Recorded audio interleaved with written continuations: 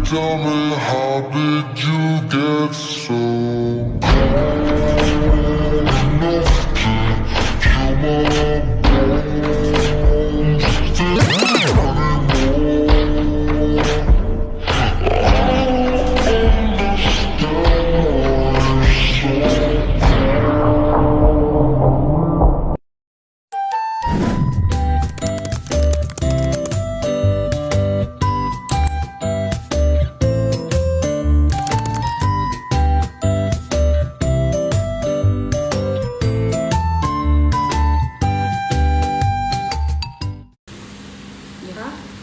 Kekuasaan kehakiman dan kewarganegaraan peradilan agama. Dalam Undang-Undang Dasar 1945 Pasal 24 Ayat 1 menentukan bahwa kekuasaan kehakiman merupakan kekuasaan yang merdeka yang dilakukan oleh Mahkamah Agung dan badan peradilan di bawahnya. Dasar hukum badan peradilan di Indonesia terdapat dalam Pasal 24 Ayat 2 Undang-Undang Dasar 1945 atau amandemen ketiga, menyatakan bahwa kekuasaan kehakiman dilakukan oleh sebuah Mahkamah Agung dan badan peradilan yang berada di bawahnya dalam lingkungan peradilan umum, lingkungan peradilan agama, lingkungan peradilan militer, dan lingkungan peradilan tata usaha negara, dan oleh sebuah Mahkamah Konstitusi. Dalam Undang-Undang Nomor 48 Tahun 2009 tentang Kekuasaan Kehakiman, Pasal 18 dipertegas 4 lingkungan peradilan, yaitu: pertama, peradilan umum. Undang-Undang Nomor 2 Tahun 1986 sebagaimana yang telah diubah dengan Undang-Undang Nomor 8 Tahun 2004 dan perubahan kedua dengan Undang-Undang Nomor 49 Tahun 2009. 2. Peradilan agama. Undang-Undang Nomor 7 Tahun 1989 sebagaimana telah diubah dengan Undang-Undang Nomor 3 Tahun 2006 dan perubahan kedua dengan Undang-Undang Nomor 50 Tahun 2009. Yang ketiga, peradilan militer. Undang-Undang Nomor 31 Tahun 1997 dan terakhir yang keempat, peradilan tata usaha negara. Undang-Undang Nomor 5 Tahun 1986 sebagaimana telah diubah dengan Undang-Undang Nomor 9 Tahun 2004 dan perubahan kedua dengan Undang-Undang Nomor 51 Tahun 2009. Peradilan agama sebagai salah satu pilar kekuasaan kehakiman mempunyai tugas dan kewenangan untuk memeriksa, mengadili, serta menyelesaikan setiap perkara tertentu berdasarkan hukum Islam.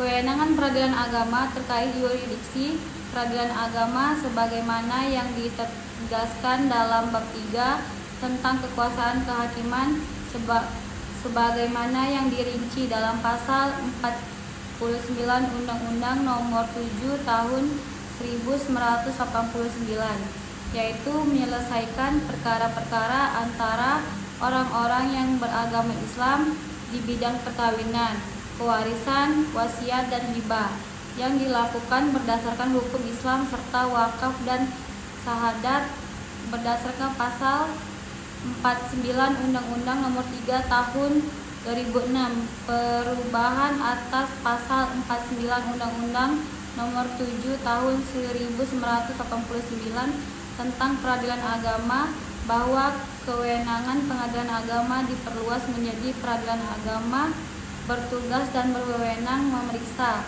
memutuskan dan menyelesaikan perkara di tingkat pertama antara orang-orang beragama Islam di bidang perkawinan, pewarisan, wasiat, hibah, wakaf, infak, zakat, dan syahadah, dan ekonomi syariah.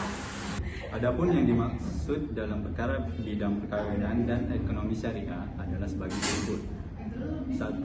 Bidang perkawinan adalah meliputi A. Izin beristri dari seorang. B. Izin melangsungkan perkawinan bagi orang yang belum berusia 21 tahun dalam hal orang tua atau wali atau keluarga dalam garis lurus ada perbedaan pendapat.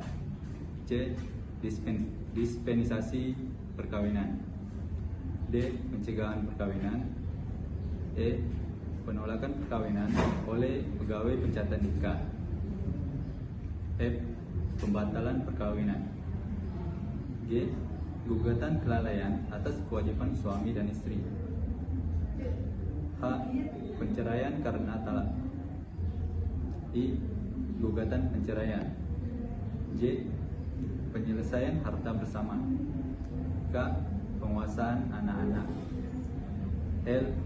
Ibu dapat memikul biaya pemeliharaan dalam pendidikan anak bila mana bapak yang seharusnya bertanggung jawab tidak memenuhinya. M. Penentuan kewajiban memberi biaya penghidupan oleh suami kepada bekas istri atau penentuan suatu kewajiban bagi bekas istri. N. Putusan tentang sah atau tidaknya seorang anak. O. Putusan tentang pencabutan kekuasaan orang tua. P. Pencabutan kekuasaan wali. Q. Penunjukan orang lain sebagai wali pengadilan dalam kekuasaan seorang wali dicabut.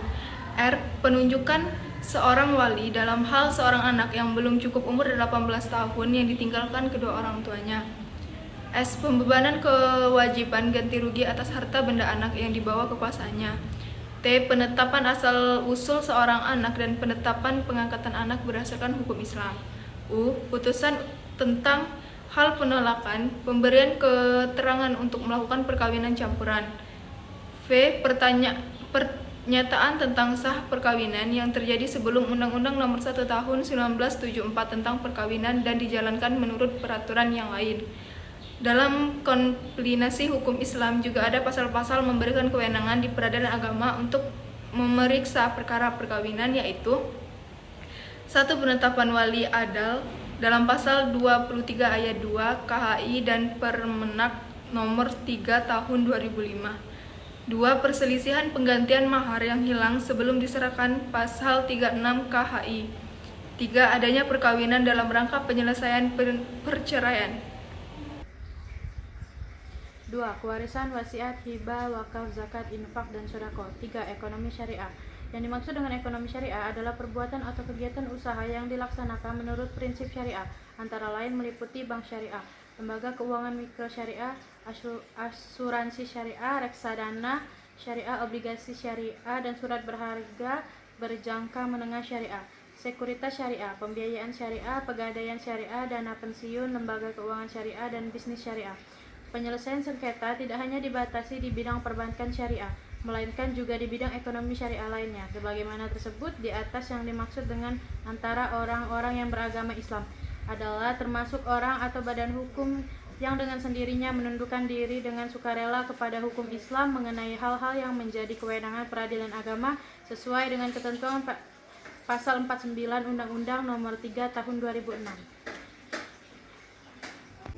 Bila yang tertulis untukku adalah yang terbaik untukmu, kan ku jadikan kau kenangan yang terindah dalam hidupku. Namun takkan mudah